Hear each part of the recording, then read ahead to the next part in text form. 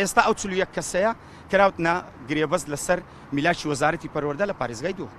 سەبارەت بە شایستەی دارایی ڕاستی وەزارەتی پەروەردە حکوومەت یاریێمی کوردستان ئەنجومەنی وەزیران لە سەبەڵێنی خۆیان نەبوون کە لە 24 مانگەوە دەبی ئەو لیستی مامۆستایانی وانەبێژ بنێرێ بۆ گەنجینە و ئەوانیش ڕەوانەی بکەن بۆ بەنق بۆ ئەوەی پارەکە سرف بکرێ، بەڵام زۆر بەداخەوە تاوەکو ئێستا لە پارێزگای دۆ کە دە پەروەردەیە مانگی دوو دابەش نەکرا، ئێمە نزیک دەمینەوە لە مانگی 5.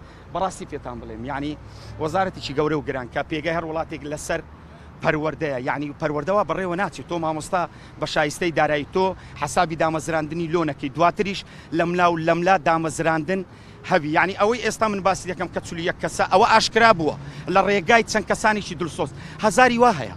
ئەو جە بۆیە لە ئێستادا لە پارێزگای دۆک شایستەی دارایی مانگی دوو دابەش نەکراوە، چەند پەروەردەیەکی کەم شایستەی مانگی سێیان دابەش کردو بە شێوەیەکی گشتی مانگی سێ دابەش نەکراوە.